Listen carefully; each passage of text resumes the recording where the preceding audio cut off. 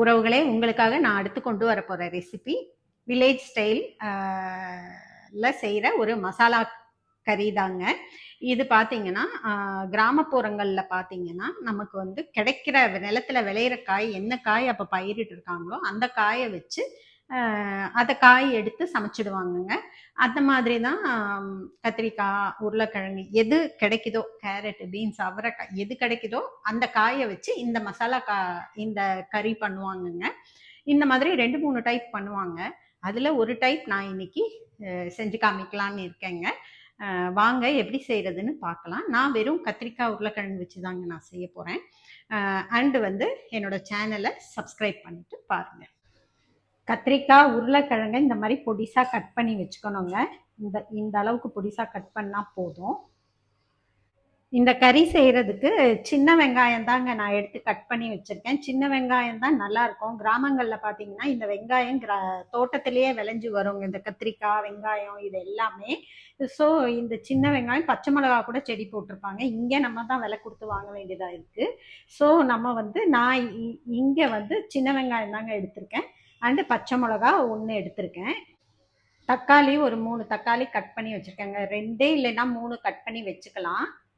ஆனா இப்ப கிராமங்கள்ல எல்லாம் பாத்தீங்கன்னா அங்கேயுமே கடைகள்ல தாங்க வாங்குறாங்க. நிலத்துல ஒன்றும் பெருசா விளைச்சல் போடுற மாதிரி தெரியல. சில பேர் போடுறாங்க.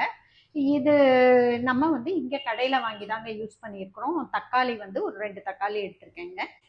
இந்த கறிக்கு தேவையான மொத்த பொடி 1 டீஸ்பூன் எடுத்திருக்கேங்க. தனியா பொடி 2 டீஸ்பூன் எடுத்திருக்கேன். பெருங்காயம் கொஞ்சம் எடுத்திருக்கேன். கல் உப்பு எடுத்திருக்கேன். மொத்த பொடி இல்லைனாலும் கூட பரவாயில்லைங்க, நம்ம தனி மிளகாத்தூள் யூஸ் பண்ணிக்கலாம். இது வந்து இந்த அளவு எடுத்தீங்கன்னா கரெக்டா இருக்குங்க. காரம் கொஞ்சம் அதிகம் வேணுங்கிறவங்க மிளகாத்தூள் கூட கொஞ்சம் சேர்த்துக்கோங்க. கொத்தமல்லி இலை கொஞ்சம் எடுத்துக்கோங்க. தாளிப்புக்கு கடுகு, உளுந்து, பெருங்காயங்க, கொஞ்சம் கருவேப்பிலையும் எடுத்துக்கலாம். கடாயில எண்ணெய் போட்டு காய வச்சிருக்கேங்க. எண்ணெய் காஞ்சிருச்சு. இப்போ இந்த கடுகு, உளுந்து, கருவேப்பிலையை இதில் போட்டுடணுங்க. இது பொரிஞ்சு வரும்போது இந்த பச்சை மிளகாயமும் போட்டுட்டு நல்லா வதக்கணுங்க. இது கடுகு பொரிஞ்சு வரணும்.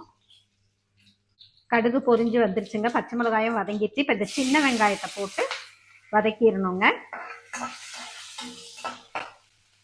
வெங்காயம் கொஞ்சம் லைட்டாக வதங்கின உடனே இந்த தக்காளியை அதோட சேர்த்து போட்டுடணுங்க. போட்டுட்டு இதையும் நல்லா வதக்கணுங்க. இது நல்லா வதங்கணும். ரொம்ப வதங்கணும்னு அவசியம் இல்லை. ஓரளவுக்கு வதங்கின உடனே இது கூட மொத்தப்பொடி இதெல்லாம் சேர்த்துடலாங்க. நம்ம இது கூட மொத்தப்பொடி, தனியா பொடி எடுத்து வச்சிருந்தோம் இல்லைங்களா, பெருங்காயம், உப்பு, இது எல்லாத்தையும் சேர்த்து வதக்கி விடுவோங்க. இது வதங்கட்டும்.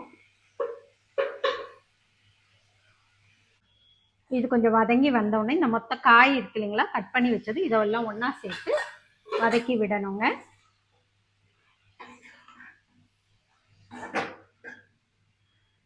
இது கூட இந்த கட் பண்ணி வச்ச கொத்தமல்லி இலையவும் சேர்த்துடணுங்க.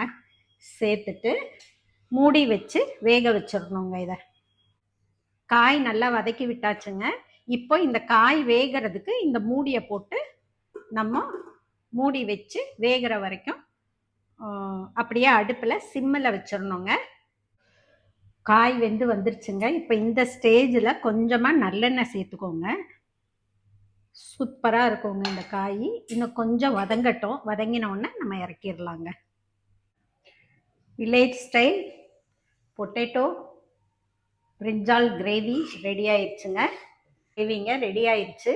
இது ரொம்ப ஈஸி தாங்க, செய்கிறதும் easy, simple and easy method தாங்க இது செய்கிறதுக்கு. ஸோ ட்ரை பண்ணி பாருங்கள். மறக்காமல் சப்ஸ்கிரைப் பண்ணிடுங்க.